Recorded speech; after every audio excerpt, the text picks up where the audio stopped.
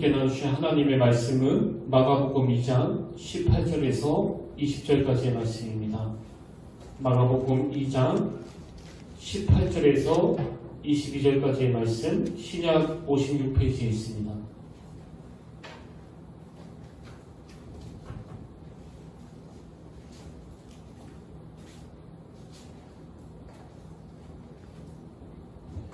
마가복음 2장 18절에서 22절까지의 말씀, 저와 여러분 한 절씩 교독하시고 마지막 22절은 다 같이 한 목소리로 봉독하시겠습니다.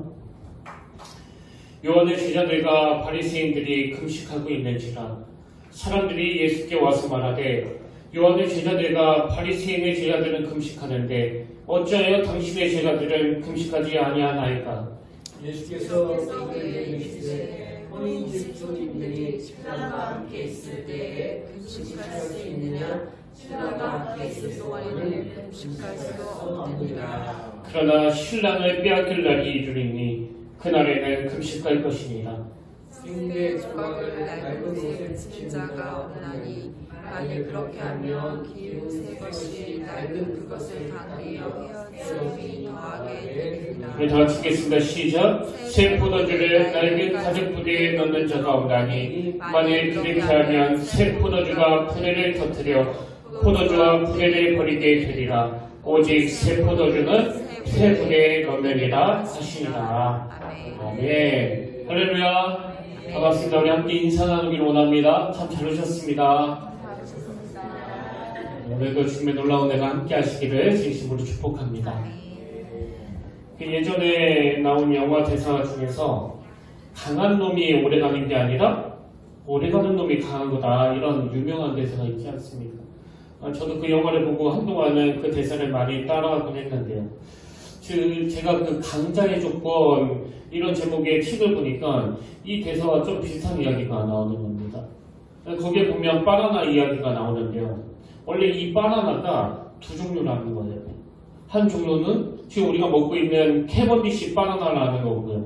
또 그런가 하면 다른 한 종류는 1960년대 사람들이 먹던 그로미셸 바나나라고 하는데요. 근데 여러분, 사실 그 60년대 사람들이 먹던 그로미셸 바나나가 지금 우리가 먹는 것보다 훨씬 더 당도가 높고 맛도 좋고 또 크기도 더 컸을 뿐만 아니라, 그리고 그 바나나는 껍질도 단단해서 이제 운반이나 보관에도 유리했다는 겁니다.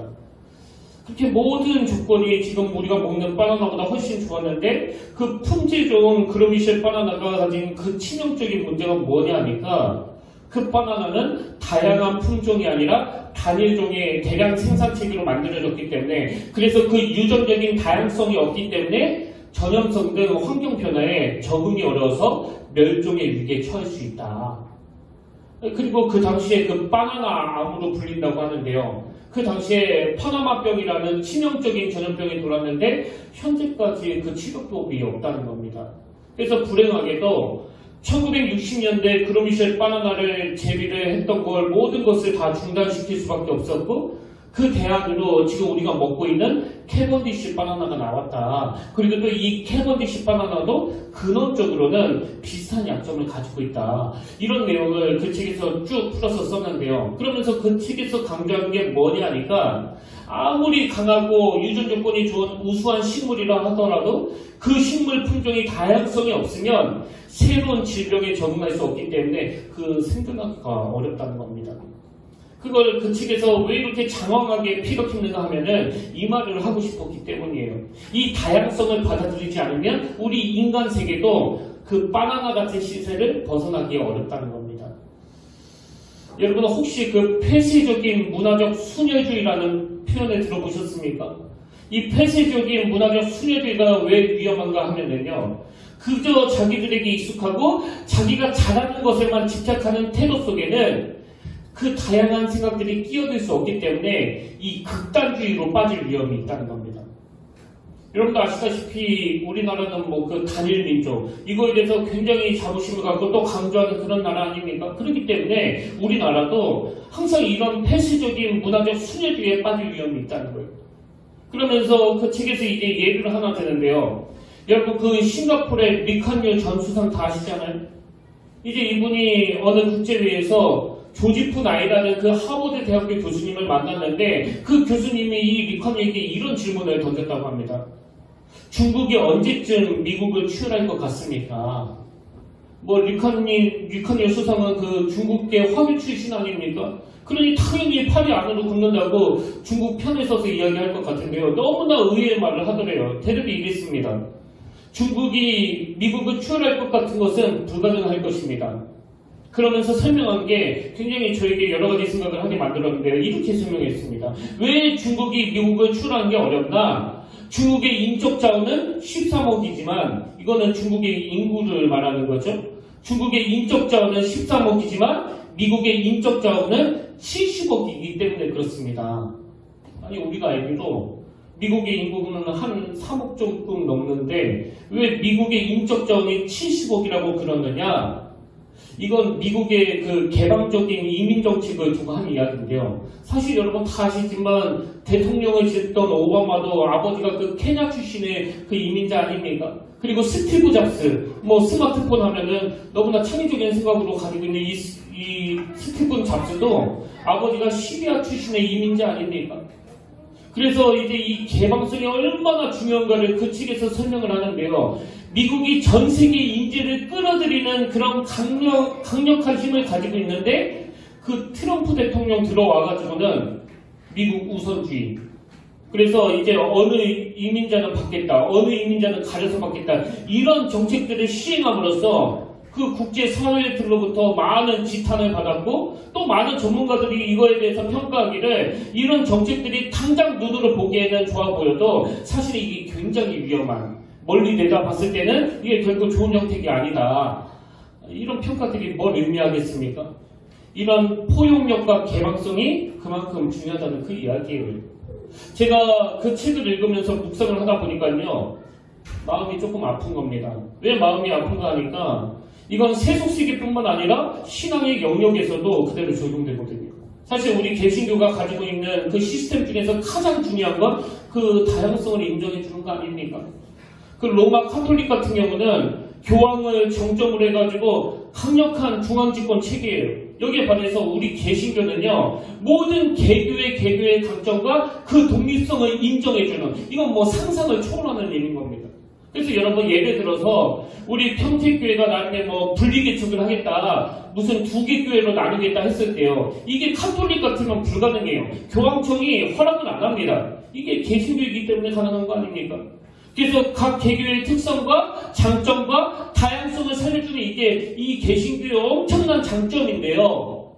제가 왜 그 책을 보면서 마음이 아팠을까요? 이게 시스템적으로는 굉장히 개방적인 것 같은데 그 내면을 들여다보면은 개신교보다 카톨릭이 요새 훨씬 더 그 다양한 목소리를 내는 것 같습니다. 오늘 여러분 불교, 천주교, 우리 개신교 합쳐가지고 우리가 제일 폐쇄적인 느낌이 안 드세요? 그래서 조금만 자기가 생각한 것과 달라지면 바로 이거를 가차없이 내치고 등 돌리고 비난하고, 저는 이게 개신교가 제일 심한 것 같은 느낌을 받으니까 그래서 마음이 아픈 거거든요. 그 다양성과 관용의 정신이 가장 많아야 되는, 그래서 종교개혁을 한 우리가 점점 폐쇄적으로 변해가고 있는 이것이 이제는 뭐 더 이상 방치하기가 어려운 수준 같습니다. 사실 제가 이런 내용을 가지고 말씀을 묵상하다 보니까 제 고등학교 시절이 생각이 나는 거예요. 저는 고등학교 2학년 때까지 감리교단이라고 하는 굉장히 건강하고 또 보수적인 교회에서 자랐고, 또 저는 단 한 번도 그 교회를 떠나서 신앙생활을 해본 적이 없었는데 저는 우물안 개구리거든요.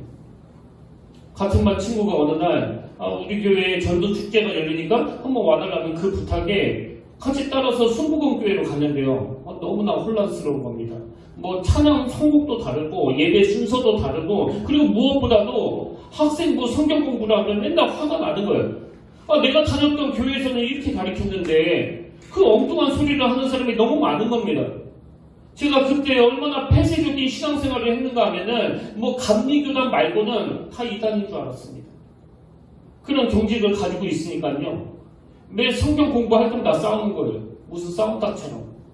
뭐 목소리도 크고 다혈질이고 그래가지고 그때는 뭐 제가 거의 다 이랬죠. 사실은 상종을 안 해줬어요. 제가 이긴 거였는데 제가 정말 몰랐습니다.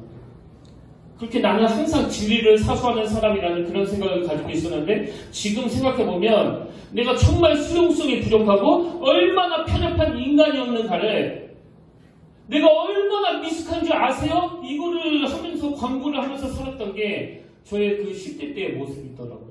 그러나 저는 엄청나게 진리를 사수한다고 생각했습니다. 사실 여러분 조금만 포용력을 가지고 바라보면은요. 기질이 다르고 생각이 다르고 접근 방식이 다르고 교리가 다르고 모든 것이 다 다르다고 하더라도 주님께서는 그 모든 것을 녹여서 하나로 만들어 주셨기 때문에 우리가 교회 구성원이 되었는데 그걸 가지고 조금만 다른 걸 저렇게 미워하고 이건 반드시 이겨야 된다고 고집을 부리는 제 모습이 하나님 보시기에 얼마나 우스꽝스러운 모습이었겠습니까? 여러분 이런 수용성 부족 또 편협함 이건요 방패 주면 안 됩니다. 왜 그렇습니까?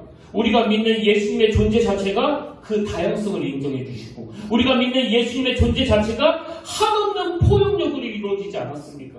얼마나 그 포용력이 크고 크시면 그 세리들조차 용납하시고 그 창녀들조차 품어주시고 그들과 함께 식사하시고 또 제자 삼으시고 여러분 예수 그리스도를 닮아가는 게 정말 우리 신앙생활의 목표라고 하면서 오늘 신앙의 연주가 깊어지면 깊어질수록 점점 편협해지고 좁아터진 그래서 멸종할 수밖에 없는 그 바나나 같은 존재로 살아간다면 그건 모순이에요.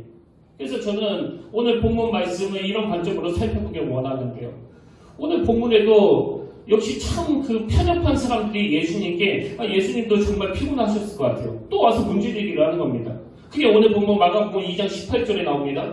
요한의 제자들과 바리새인들이 금식하고 있는지라 사람들이 예수께 와서 말하되 요한의 제자들과 바리새인의 제자들은 금식하는데 어찌하여 당신의 제자들은 금식하지 아니하나이까. 이제 한참 새로운 그 종교 지도자로 막 부각을 받던 예수님에 대하여 그 안티들이 뭐 지난주에도 보셨고 이제 다음 주에도 또 나올 거예요. 계속 문제제기를 하는 겁니다. 근데 그들의 질문이 아니 왜 당신의 제자들은 금식하지 않습니까? 이렇게 질문한 게 아니고요. 아니 누구도 금식하고 누구도 금식하는데 바리새인도 금식하고 요한의 제자들도 금식하는데 이렇게 비교하면서 문제 제기를 하는 게 지금 어떤 내용이 내포되어 있는 겁니까? 그 질문 안에는 너무나 편협하고 폐쇄적인 그리고 그 비교의식에 찌든 그런 모습이 막 그려지는 거 아닙니까? 자기들이 금식을 중요하게 생각하면 온 세상 사람들이 다 금식해야 돼요. 예전에도 몇 번 말씀드렸지만요. 저는 해외여행이라곤 그 전도사 시절 때 다녀온 그 단기 선교, 그 말레이시아하고 싱가포르밖에 없거든요. 근데 그 선교를 다녀오고 나서 그 교회 성도님들 앞에서 간증을 하는데요. 저 같이 갔던 교육자 분이 자기가 거기에 갔던 것을 막 얼마나 강조하는지 그 설교 중에 이런 말씀을 하시더라고요. 이분이 계속 막 주장하는 게 세상에는 두 종류의 사람이 있다. 싱가포르 가본 사람하고 안 가본 사람하고 그리고 나는 싱가포르 가본 사람에 속한다. 그때 이걸 막 계속 강조해서 제 인상에 남았는데요. 물론 이분이 뭐 좀 웃기려고 농담으로 한 이야기지만요. 오늘 본문에서 지금 예수님께 문제를 삼는 그 사람들은 딱 이 부류예요. 자기가 금식에 관심이 있으면 이 세상의 신앙생활은 둘밖에 없다. 금식하는 사람하고 금식 안 하는 사람하고. 제가 사역을 하다 보니까요. 뭐 열심히 믿는다고 하는 성령들에게서 보여지는 여러 모습들이 있는데 어떤 분은 새벽기도 사수파. 그래서 뭐 눈이 오나 비가 오나 늘 새벽기도 다니시는 분이 계시는데 이분은요. 그 새벽기도만 오면 사람을 찾아요. 그리고 이 권사 또 안 나오네. 맨날 그렇게 화가 나 있어요. 권사가 말이야 새벽기도도 안 나오고. 그리고 또 어떤 분은 큐티 사수파. 그걸 막 목숨 걸고 큐티를 하는데 이분도 맨날 화가 나 있습니다. 아니 어떻게 예수 믿는다고 그러면서 큐티도 안 하느냐고 큐티도. 그래서 이분들에게는 세상 사람은 딱 두 종류예요. 큐티하는 사람과 큐티 안 하는 사람. 새벽기도 나오는 사람과 새벽기도 안 나오는 사람. 제가 뭐라고 권했는지 아십니까? 집사님도 큐티하지 마시라고 그랬어요. 권사님도 새벽기도 나오지 마시고 누구 정죄하는 것도 그치시라고. 근데 여러분, 이런 편협한 태도를 가지고 왜 당신의 제자들은 금식 안 합니까? 그렇게 문제제기를 해오던 사람들한테 예수님의 세 가지 비유를 들어서 설명을 해주시는데요. 제일 먼저 나오는 게 19절입니다. 예수께서 그들에게 이르시되 혼인집 손님들이 신랑과 함께 있을 때 금식할 수 있느냐? 신랑과 함께 있을 동안에는 금식할 수 없느니라. 이 말씀의 요지가 뭐냐면은 여러분 그 구약에서 이 금식의 여러 의미 중에 하나는 그 슬픔을 표현하는 거거든요. 그래서 이 예수님의 말씀의 요지가 뭐냐? 제자들은 지금 혼인집 신랑 대신 예수 그리스도를 만나 기쁨에 넘쳐 있는데 너희들이 그 슬픔의 금식을 강조하지 말라는 거예요. 강요하지 말라는 겁니다. 그래서 편협한 사람들의 그 주특기가요. 항상 그 강요예요. 강요하는 겁니다. 주변 사람들이. 예수님이 이런 유기의 말씀을 주시고는 유명한 비유 두 가지를 더 드시는데요. 이 두 비유는 한 가지를 강조하기 위한 거라고 저는 생각합니다. 자, 유명한 말씀 오늘 본문 마가복음 2장 21절입니다. 생배 조각을 낡은 옷에 붙이는 자가 없나니 만일 그렇게 하면 기운 새 것이 낡은 그것을 당겨 헤어짐이 더하게 되느니라. 그리고는 바로 연이어 22절에 다른 비유가 나옵니다. 새 포도주를 낡은 가죽 부대에 넣는 자가 없나니 만일 그렇게 하면 새 포도주가 부대를 터뜨려 포도주와 부대를 버리게 되리라. 오직 새 포도주는 새 부대에 넣느니라 하시니라. 이 비유들은 너무나 다양한 여러 함축적인 의미를 담고 있는 비유인데요. 그러나 그 중에서 가장 전제되는 게 뭐냐? 여기 나오는 새 것을 상징하는 생백 조각하고 옛 것을 상징하는 낡은 옷을 비교하는 것을 봐도 그렇고요. 또 새 것을 상징하는 새 포도주와 옛 것을 상징하는 낡은 가죽 부대를 봐도 그렇고요. 지금 주님이 강조하시는 가장 근본적인, 가장 기본적인 말씀의 포인트가 뭐냐? 이제 새 시대가 도래했다는 겁니다. 그리고 새 시대가 도래했을 뿐만 아니라 그 새 시대를 여는 주인공이 바로 예수 그리스도시라는 거예요. 그러니까 2장 내내 주님을 괴롭히는 그 사람들의 치명적인 잘못은 무지예요. 무지. 지금 그들이 모르고 있는 게 뭐예요? 새 시대가 도래했음을 모르는, 그리고 그 주인공이 예수 그리스도이심을 모르는. 그러다 보니까 이 무지가 바로 그 사람을 경직으로 몰고 가는 겁니다. 지금 다들 예수 잘 믿겠다고 하는데 이렇게 경직된 자리에 자꾸 빠지는 것은 그건 그 사람이 악해서가 아니라 무지에서 그런 거예요. 무지에서. 새 시대가 열렸는데. 제가 이런 관점으로 본문 말씀을 묵상하다가 그 일본군 군인인데요. 오노다 시로라고 하는 일본군 군인이 불쑥 떠올랐습니다. 이 오노다 시로, 이분은 그 일본 군인인데요. 그 2차 세계대전 때 필리핀에 참전했던 일본군 장교예요. 여러분 다 아시잖아요. 1945년도에 일본이 항복을 하고 그 전쟁이 다 끝나지 않았습니까? 그런데도 불구하고 이 오노다 시로는 일본이 항복한 뒤에도 이 전쟁이 끝났다는 사실을 받아들이지 못해가지고 그래서 그 필리핀 루방섬이라는 밀림에서 무려 29년 동안 홀로 지내요. 아니 말이 29년이지 청춘을 거기다 다 갖다 바친 거 아닙니까? 미군들이 그 장병들에게 막 투항하라고 막 삐라를 뿌리면서 그 역사적인 사실을 다 알려주는데 그 수용을 안 하는 거예요. 저거 무슨 함정이다. 저거 무슨 음모다. 새 시대가 도래한 걸 받아들이지 않으니 이런 끔찍한 경직된 인생을 살 수밖에 없었다는 거 아닙니까? 요한복음 20장에 나오는 도마도 마찬가지입니다. 자, 20장 24절 25절 유명한 말씀입니다. 12 제자 중에 하나로서 디도모라 불리는 도마는 예수께서 오셨을 때 함께 있지 아니한지라. 다른 제자들이 그에게 이르되 우리가 주를 보았노라 하니 도마가 이르되 내가 그의 손에 못자국을 보며 내 손가락을 그 못자국에 넣으며 내 손을 옆구리에 넣어보지 않거든 믿지 아니하겠노라. 여러분 이 도마의 경직은 어디서 오는 겁니까? 무지 아니에요. 다른 모든 제자들은 부활하신 주님을 만나 새로운 시대를 열어가시는 그 주님으로 인해 가슴이 벅차 나는 부활하신 주님을 보아노라고 그렇게 기뻐하는데 지금 도마는 그 기쁨에 동참하지 못하는 거예요. 난 그거 안 믿어. 여러분 우리가 이 도마의 어리석음을 피하기 위해서는요 정말 예수 그리스도 부활하신 주님을 인격적으로 만나야 돼요. 제가 말씀 묵상을 이를 악물고 고수하는 것도 마찬가지 이유 아닙니까? 내버려두면 경직되는 게 인간이니까. 그 경직을 풀어주시는 유일한 대장 되시는 예수 그리스도 그분의 말씀을 내가 늘 묵상하고 그분과 인격적으로 교제가 이루어지지 않으면 언제 저도 도마 같은 인생이 될지 모르기 때문에 두려움으로 매일 그 말씀을 펼치는 거거든요. 여러분, 그들이요, 그냥 막 일주일에 2번씩 금식을 했지만 그 종교적인 행위로서의 금식에 뭐가 기뻤겠습니까?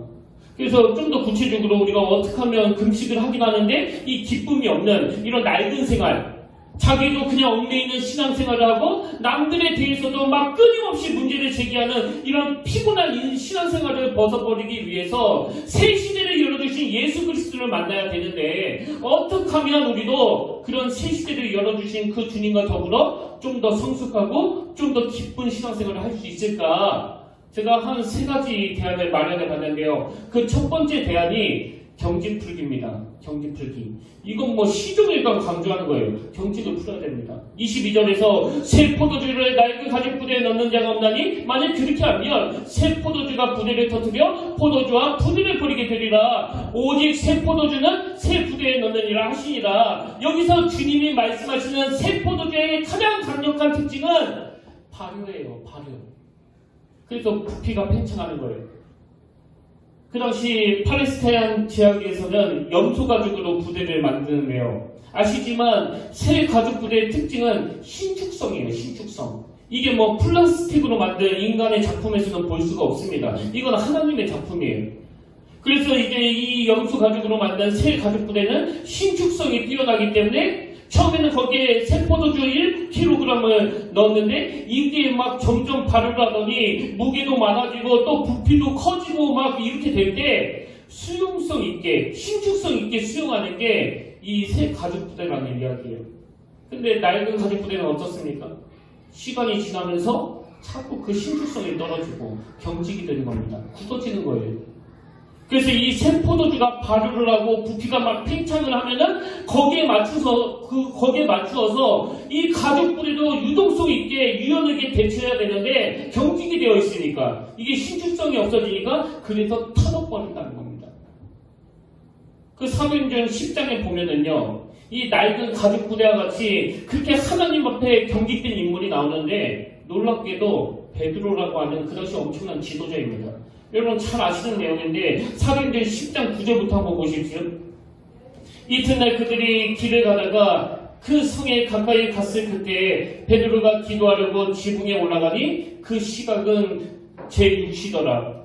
그가 시장하여 먹고자 하며 사람들이 준비할 때에 황홀한 중에 하늘이 열리며 한 그릇이 내려오는 것을 보니 큰 보자기 같고 내 귀를 메어 땅에 들이었더라. 그 안에 땅에 있는 각종 네 발 가진 짐승과 기는 것과 공중에 나는 것이 있더라. 또 소리가 있으되 베드로야 일어나 잡아먹으라 하거늘, 이게 지금 하나님이 주시는 말씀입니다. 또 소리가 있으되 베드로야 일어나 잡아먹으라 하거늘 베드로가 이르되 주여 그럴 수 없나이다. 속되고 깨끗하지 아니한 것을 내가 결코 먹지 아니하는나이다 하는데, 여러분 이 말씀의 배경은요, 지금 하나님께서는 새 시대를 열어가기를 원하세요.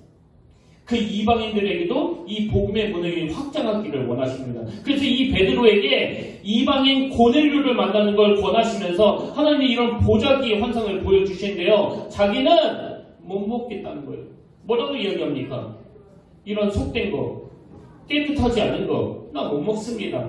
여러분 사실 이게 정말 기가 막힌 게, 한번 생각해 보세요. 지금 율법은 왜 만든 겁니까? 어떻게 해서든지 하나님을 잘 섬기려고 만든 거 아닙니까? 어떻게 해서든지 하나님 말씀에 순종하려고 만든 게 율법인데, 지금 유대인 베드로는요, 주님을 사랑하고 순종하기 위해서 만든 그 율법 때문에 주님 말씀에 불순종하고 있는 거예요. 제가 더 기가 막히는 것은 15절 16절이에요.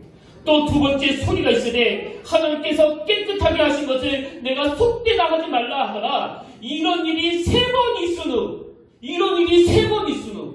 얼마나 경직이 됐으면, 얼마나 자기 생각이 확고부당했으면, 아니 하나님께서 네가 잘못한 거다 그렇게 3번에 걸쳐서 말씀을 주시는데도,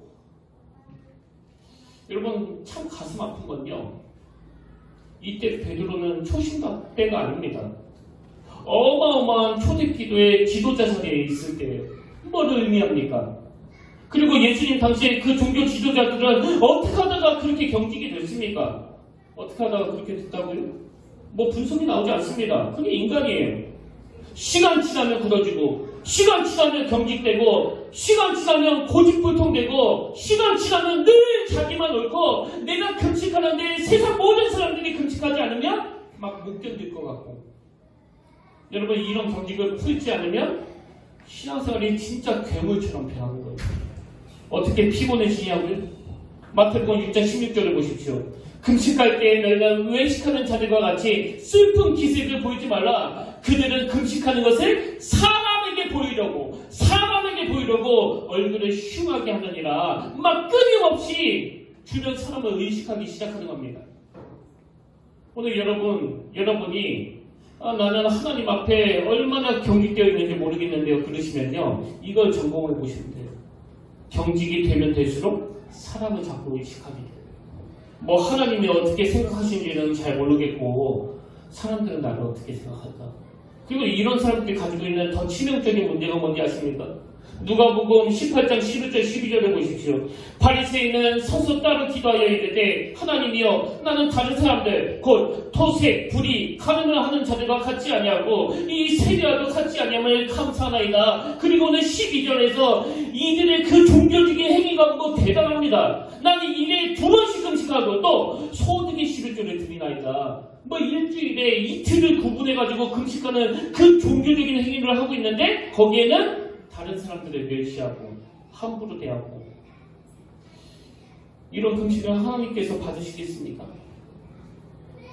그 리처드 마우라는 신학자가 쓴 무례한 기독교라는 책이 있는데요, 저는 이 책 제목을 늘 하나님이 저에게 주시는 경고로 삼습니다. 무례한 기독교. 이 책에서 강조하는 건 이 두 가지예요. 먼저 이 무분별한 포용주의, 이 종교 다원화.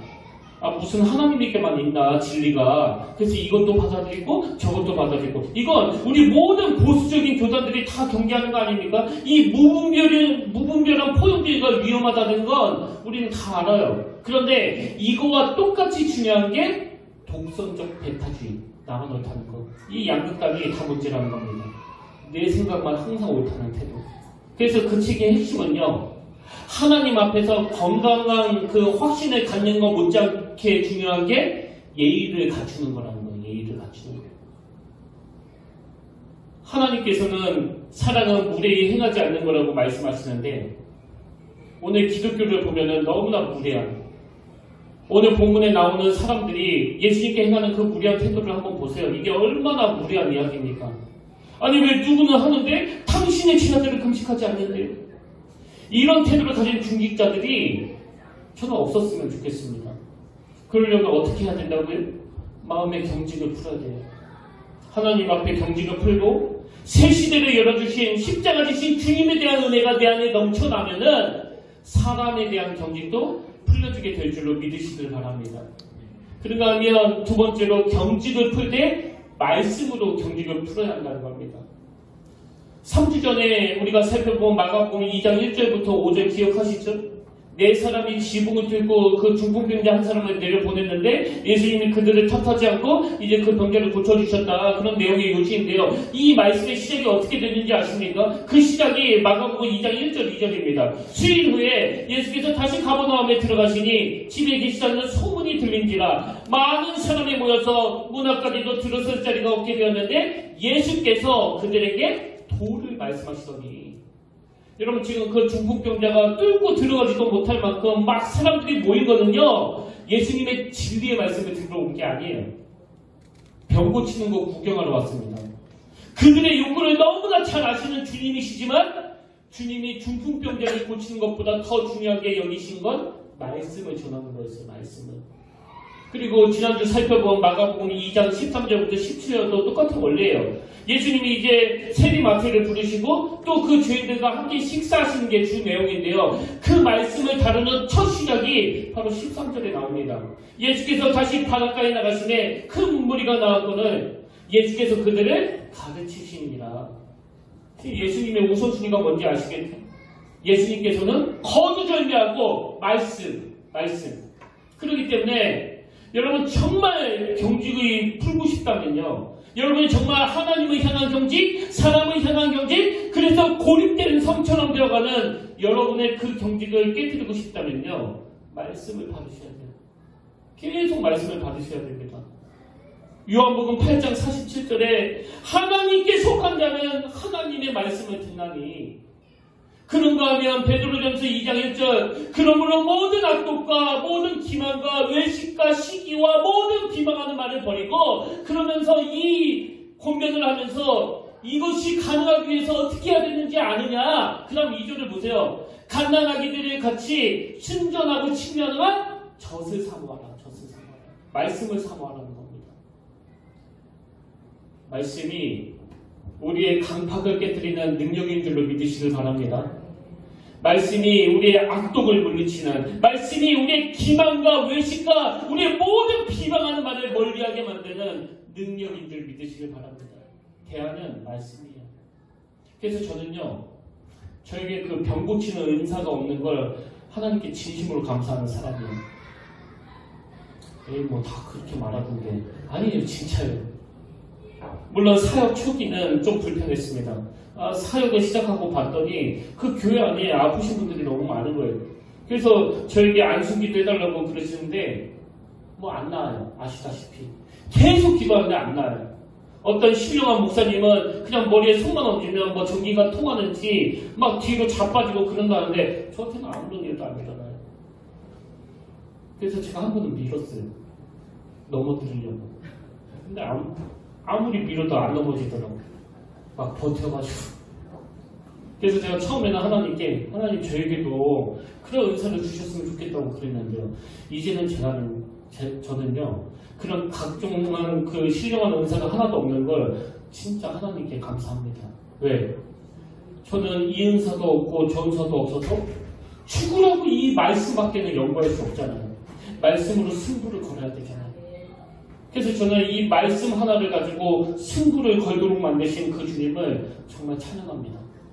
우리 평택교회는 막 그런 치유의 은사, 신유의 은사가 일어나고 아픈 사람들이 줄 서서 나오는 그런 교회 아닙니다. 그 시간에 같이 기도하자는 거예요. 기도하되 말씀을 붙잡고 기도하자는 겁니다. 그건 이 말씀 안에 치유의 역사가 포함되어 있는 줄기 때문입니다. 그건 말씀 안에 괴팍한 성격이 고쳐지는 능력이 있는 줄로 믿기 때문입니다. 이 말씀 안에 편협하기 짝이 없는 그냥 어릴 때부터 내가 자란 교단이 최고라고 생각했던 이 강팍했던 김의수 목사를 완전히 바꾸어 놓는 능력이 이 말씀 안에 있는 줄로 믿으시길 바랍니다. 대안은 말씀이에요. 마지막 세 번째로요. 정말 중요한 게 뭐냐? 새 포도주가 가진 가능성의 기쁨을 누리자는 겁니다. 여러분, 제가 아까 새 포도주를 낡은 가죽 부대에 넣을 수 없는 이유는 새 포도주는 자꾸 발효를 하기 때문에, 자꾸 팽창해지기 때문이라고 말씀을 드렸는데요. 여러분, 이걸 가지고 뭐 적용할 수 있는 말씀이 너무 많지만 저는 오늘 이걸 가지고 우리가 이렇게 적용하길 원합니다. 그 주님께서 친히 새 포도주가 되셨고 그 주님이 가르쳐 주시는 말씀이 바로 새 포도주로 바꿔주시는 능력이 될 뿐만 아니라 그렇게 변화된 새 포도주가 바로 우리라는 거예요. 그럼 우리가 여기서 발견해야 될 중요한 메시지가 뭡니까? 우리 이제 더 이상 낡은 가죽 부대가 아니라는 거예요. 여러분, 왜 낡은 가죽 부대가 새 포도주를 수용하지 못합니까? 팽창하니까요. 성장하니까요. 발효하니까요. 오늘 우리가 그렇게 예수를 믿으면서 점점 바리새인이 되고 사람만 의식하고 눈만 뜬다 하는 누구를 비판하고 정죄하고 막 피곤하고 꼬장꼬장하고 그래서 예수 믿는 사람 그 옆에는 잘 안 가려고 그래요. 아무것도 아닌 것 같고 얼마나 시비를 잘 거는지. 근데 그렇게 꼬장꼬장한 사람이었는데 뭐가 이 사람을 변하게 한다고요? 말씀이 그를 변하게 하고 말씀이 그에게 뭘 깨닫게 합니까? 나는 이제 발효가 되는, 나는 이제 날마다 성장하는 새 포도주가 되었다는 사실을 깨닫게 하시는 거예요. 내 안에 잠재력을 발견하게 된다는 겁니다.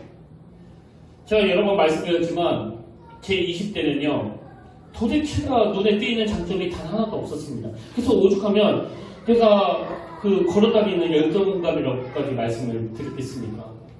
어느 것 하나 내가 이것 가지고 밥 먹고 살겠나 하던 게 제일 산만하고 고집은 세고 뭐 머리는 뭐 보시다시피 뭐 지금도 암기가 전혀 안 됩니다. 그랬는데 제 20대보다 30대가 너무너무 아름다워지는 거예요.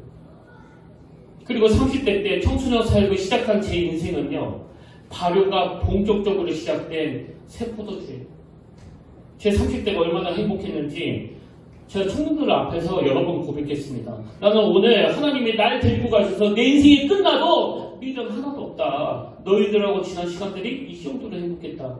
오직하면 제가 하나님 앞에서 하나님 이제 저를 위한 기쁨은 30대 때 이미 다 찾아먹었고 이후로는 주님께 그냥 드리기만 하겠습니다. 그렇게 하고 평택교회에 왔더니 세상에 제 인생의 발효가 이로 말로 다 할 수 없는 기쁨이 저에게 엄습한 거 지금부터는 여러분들이 다 보신 거 아닙니까? 제 앞가림도 잘 못하던 인생이었는데 이 촌놈이 한국교회를 놓고 고민하고 기도하고 어떻게 하면 그 작은 교회들을 섬길 수 있을까를 매일매일 고민하면서 참 괴로운 시간도 많았지만 이게 바로 내 타락을 막고 변질을 막고 경직을 막는 하나님의 장치였다는 게 가슴 벅차게 감사한 거예요. 지금은 제가 40대 아닙니까? 저의 40대는 기대감으로 출발하는 거예요. 이제 드디어 30대를 넘어 40대로 진입했는데 나의 40대는 얼마나 발효가 풍성한 하나님의 은혜로 가득 찰 것인가 늘 기대가 되는 거예요. 하나님이 이 교회를 어떻게 세워가실 거며 또 김의수 목사 저 개인을 통해서 어떤 놀라운 일을 행하실 거며 그래서 여러분 자꾸 부모님들이 그 애들한테 꿈꾸라 그런 이야기 하는데요. 사실 그 꿈은 부모님이 먼저 꿔야 되는 거예요. 내가 얼마나 발효가 되는 인생인지 내가 얼마나 영적으로 잠재력을 가진 인생인지 결론을 이렇게 맺기를 원합니다. 오늘 본문에서 포도주가 발효되는 그 모습을 보다가 요한복음 2장에 나오는 가나 혼인잔치가 생각나 막 가슴이 터지는 줄 알았습니다. 여러분도 아시지만 예수님이 이 땅에 오셔서 가장 먼저 행하신 기적이 물을 포도주로 바꿔주신 기적인데요. 사실 생각해보면 너무나 사소한 기적 아닙니까? 인류를 구원하러 오신 그분 입장에서 그 남의 잔치집 가가지고 물을 포도주로 바꿔주는 이게 그 스케일이 너무 작은 거 아닙니까? 근데 여러분 그건요 인간의 시각이에요. 주님은요 포도주가 떨어져 당황해하는 그 잔치집에서 물을 포도주로 바꿔주시고 내가 첫 표적을 행하여 자 요한복음 2장 11절 한번 보십시오. 예수께서 이 첫 표적을 갈릴리 가나에서 행하여 이 표적이 영어 성경에서는 사인이래요. 사인은 사전적으로 징후, 조짐, 또 장차 일어나게 될 어떤 표징 이런 의미를 가진 단어거든요. 그러니까 수많은 사람들이 손짓고 남은 그 구정물을 가지고 향내나는 포도주로 만들어주신 그 사건이 사인이래요. 그리고 장차 주님이 오셔서 하실 일이 바로 그런 일이래요. 무슨 뜻입니까? 구정물 같은 우리 인생을 향내나는 포도주 같은 인생으로 바꿔주시는 이 일을 위하여 내가 이 땅에 왔노라. 이게 왜 저에게 가슴 터질 것 같은 감격으로 다가가는지 아시겠죠? 이 사인을 처음 베풀어 주신 사건이 가나 혼인잔치에서 물을 포도주로 바꿔주신 사건입니다. 그런 의미에서 여러분 자꾸 왜 경직이 됐는지 아세요? 왜 그 아무것도 아닌 거를 붙잡고 맨날 그렇게 남을 피곤하게 하고 시비 거는지 아세요?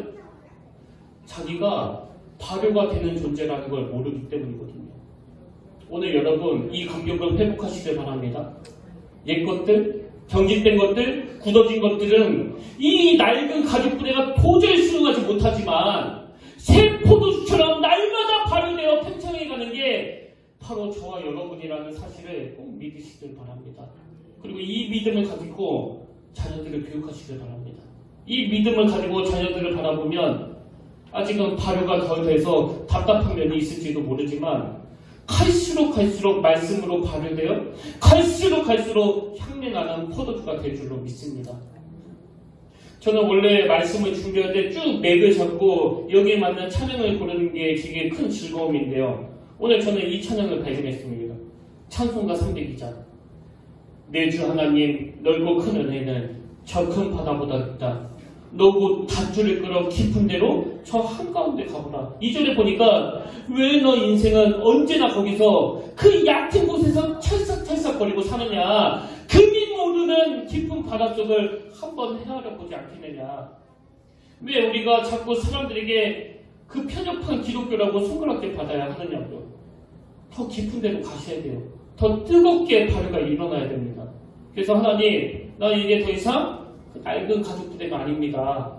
나는 이제 하나님 앞에 꿈을 가지고 달려나가는 향내나는 포도주 같은 인생이 되어가고 있는 줄로 믿습니다. 여러분 이 믿음을 가지고 우리 이 찬양 함께 불러보기를 원합니다.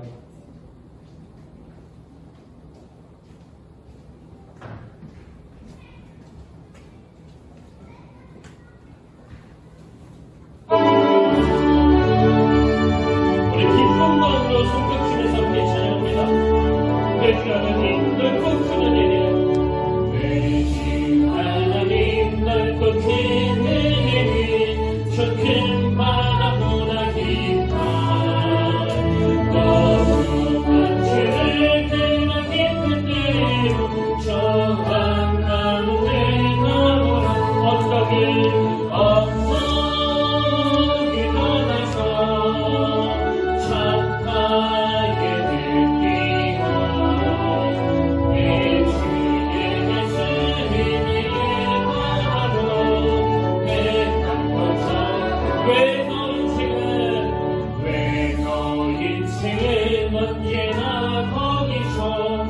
큰 바다 물가 보고 그 모르는 깊은 바다 속을 한번 헤아려 언덕을 그 바다에서 찬하게 들리고 내 주의 은혜의 바다로 내 많은 사랑이 얕은 물가에서 저 큰 바다 가려다가 달싹거리는 작은 파도로 마음 약하여 못 가게 언덕이 떠나서 찬바에 들리어 내 주의 은혜의 바다로 내 바꿔서 자복하거나 이제 곧 가거라 저 큰 은혜 바다 향해 자복의 너를 더 깊은 데로 바라만 바다로 언덕에 떠나서 찬바에 들리어 내 주의 은혜의 바다로 우리 다시 한번 언덕을 떠나서 찬바에 들리어 내 주의 은혜의 바다로 내 바꿔서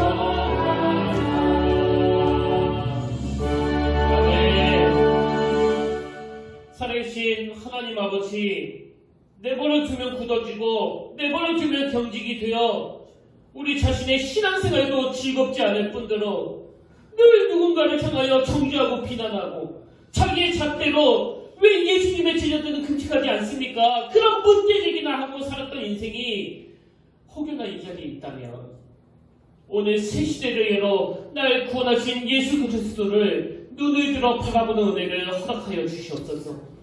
이제 우리는 더 이상 낡은 가족부대가 아닙니다. 주님의 십자가로 말미암아 왕성하게 발효하는, 왕성하게 성장하며 무한한 가능성을 가진 주님 나라의 새 포도주가 된 줄로 믿사오니 하나님, 이제는 수많은 사람들이 손짓고 남은 그 하수구에 버려도 마땅치 않은 그 구정물 같은 김의수 목사 인생을 들어서 이렇게 향내나는 인생으로 만들어주신 그 은혜를 오늘 모든 성도들이 바라보기를 원합니다. 하나도 쓰일 데가 없었던 부족한 저를 오늘 이런 아름다운 은혜 자료로 인도하신 분이 주님이시오니 주님이 먼저 우리 부모님들에게 이 믿음을 허락해 주시고 각 가정에 있는 자녀들마다 동일한 은혜로 함께하여 주시옵소서. 그렇게 인도하여 주실 줄 믿사오며 거룩하신 예수의 이름으로 간절히 기도드립니다. 아멘. 이제 우리 다 자리에서 일어나셔서 이 찬양으로 오늘 예배를 마무리하기를 원합니다. 나 주님의 기쁨 되기 원하네. 오늘 말씀을 기억하시면서 하나님, 내가 진실로 새 부대가 되기를 원합니다. 새 가족 부대가 되기를 원합니다. 날마다 발효되는 인생 인생이 되기를 원합니다. 여러분 갈망하시면서 함께 이 찬양 불러보기를 원합니다.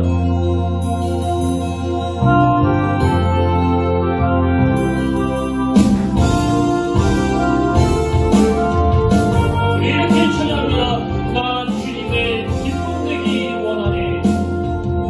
나 주님의 기쁨 되기 원하네.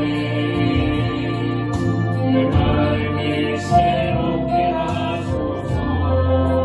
새로 내가 되게 하여 주사. 주님의 빛 비추게 하소서.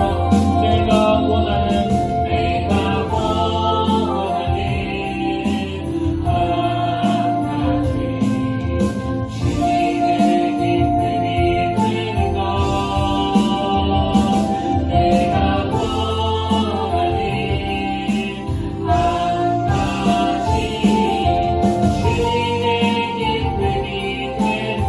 겸손히 내 마음 드립니다. 겸손히 내 마음 드립니다. 나의 모든 것만 위소서. 나의 맘 깨끗이 씻어주사. 주의로 행하게 하소서. 내가 원하는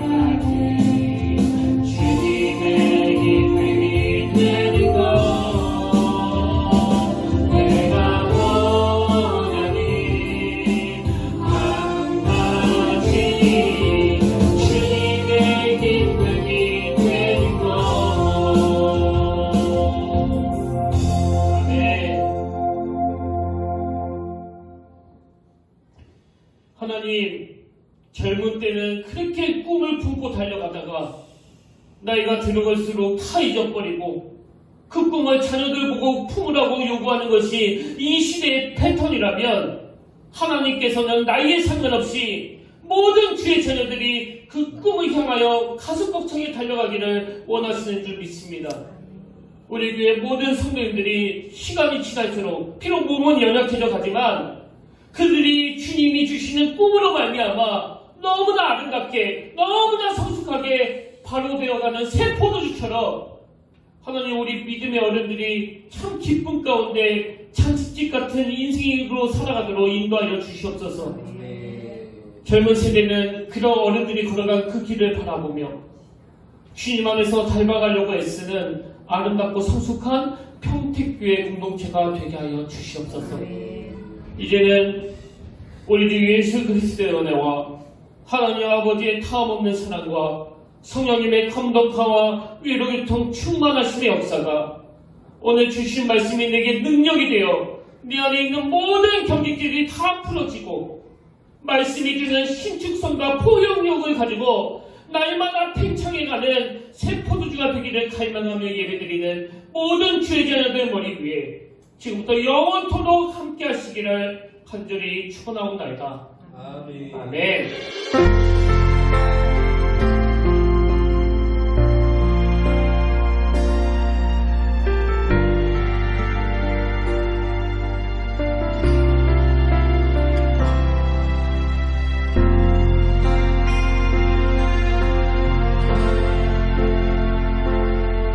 지금 서 있는 이곳에서 높임을 받으소서.